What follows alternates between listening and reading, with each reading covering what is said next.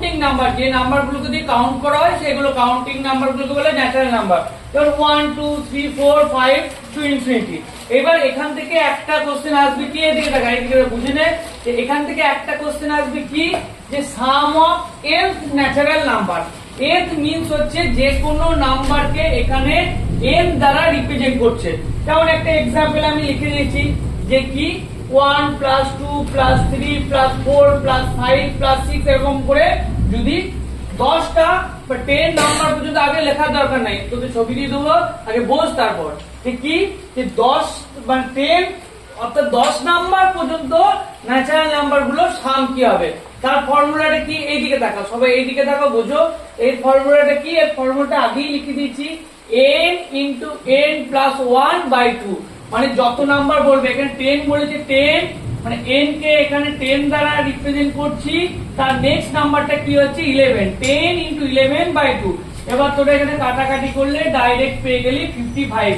তাহলে তোদের কি সাম করা ইজি হয়ে যাবে। এবং এইগুলো মানে লাইন বাই লাইন সাম করা চলবে না, ফর্মুলা দিয়েই করতে হবে, বোঝা গেল।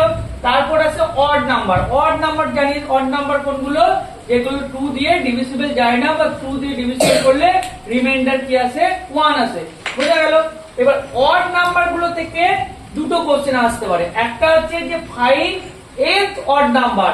nth অড নাম্বার মানে কি, এই দিকে তাকাও, লিস্টটা বোর্ডে তাকাও। ফাইন্ড nth অড নাম্বার মানে কি, যে বলে দিল find 7 odd number, find 11 odd number.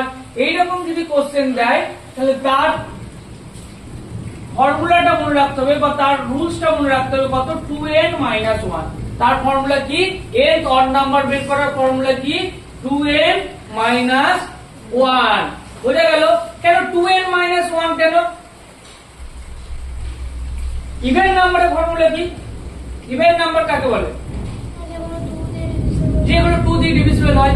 2 দিয়ে ডিভিজিবল হয় নাম্বারগুলো কি কি বলতো, 2 দিয়ে ডিভিজিবল হয় কি, 2 2 4 6।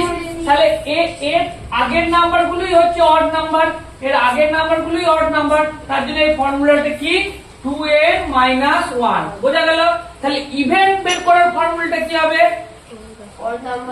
ইভেন নাম্বারগুলোর ফর্মুলা কি হবে 2n। ইভেন নাম্বার বের করার ফর্মুলা কি হবে 2n। এইবার একটা জিনিস ভুলিয়ে ফেললে হবে না, যে তোকে কোশ্চেনটা কি দিয়েছে, ফাইন্ড n অড নাম্বার বের করতে দিয়েছে, না ফাইন্ড সাম অফ নাম্বার বের করতে দিয়েছে। যদি স্পেসিফিক কোন একটা অড নাম্বার বের করতে দেয়, তার ফর্মুলা হচ্ছে 2n - 1। অ্যাজ এ एग्जांपल আমি দেখিয়েছি, ফাইন্ড 8 অড নাম্বারের ফর্মুলা হচ্ছে 2 ইনটু 8 - 1। কেন এখানে 8 বসেছি, কারণ এখানে 8 নাম্বার অড নাম্বারটা বের করতে দিয়েছে, n এর জায়গায় আমি 8 বসালাম। 2 ইনটু 8 - 1 হচ্ছে 16 - 1 15। নেক্সট ফর্মুলাটা হচ্ছে যে sum of first nth odd number, এর ফর্মুলাটা হচ্ছে n স্কয়ার। কেন n স্কয়ার হচ্ছে সেটাও আমি দেখিয়ে দিচ্ছি। যেমন এখানে দেখ, যে পরপর দুটো অড নাম্বার আমি নিয়েছি, 1 + 3। 1 + 3 কি হচ্ছে, অরিজিন কি হচ্ছে 4। টা কার স্কয়ার হিসেবে রিপ্রেজেন্ট করতে পারি, দীপান্বিতা 2a স্কয়ার। বোঝা গেল। তারপরে আবার তিনটে অড নাম্বার নিয়েছি, 1 + 3 + 5 + 8। 1 + 3 + 5, 1 + 3 + 5 কত হচ্ছে 9। 9টা কিভাবে রিপ্রেজেন্ট করতে পারি 3 স্কয়ার। তাহলে দেখ সহজ নিয়ম, যে এখানে দুটো অড নাম্বারের সাম হচ্ছে 2 স্কয়ার, তিনটে অড নাম্বারের সাম হচ্ছে 3 স্কয়ার। পরপর যতগুলো অড নাম্বারের সাম হবে তার স্কয়ার হবে। তাহলে এখানে 1 + 3 + 5 এরকম 11 পর্যন্ত নিলে কি হবে 6 স্কয়ার। কেন 6 স্কয়ার হচ্ছে, কারণ পরপর 6 নাম্বার অফ অডের সাম বের করছি, এবং 6টা ডিজিট নয়, 6টা অড নাম্বার আছে। এবং একটা জিনিস বলে রাখি, এটা কিন্তু পরপরই হতে হবে, মানে কোন জায়গায় যদি সিকোয়েন্সটা গ্যাপ দিয়ে দেওয়া হয়, তাহলে কিন্তু এই ফর্মুলাটা খাটবে না।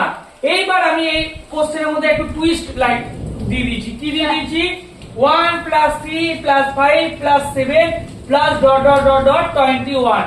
এইবার তুমি কি করে বার করবে, যে এর মধ্যে অর্থাৎ 1 থেকে স্টার্ট করে 21 এর মধ্যে কতগুলো অড নাম্বার আছে। এক হচ্ছে তোকে সব লিখতে হবে।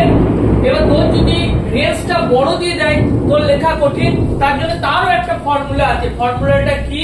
খুব সহজ, লাস্টের অড নাম্বারটা আর প্রথম অড নাম্বারটা প্লাস করে 2 দিয়ে ভাগ করে দিলি এইটা পেয়ে যাব কি? এইটা পেয়ে যাব যে কতগুলো এর মধ্যে অড নাম্বার আছে। তাহলে এখানে কতগুলো অড নাম্বার আছে? 21। তাহলে সাম অফ অড নাম্বারের ফর্মুলা কি? n square. তাহলে কি হবে? এখানে 11 এর স্কয়ার 121। বুঝাতে পারলাম? বুঝতে পারলি?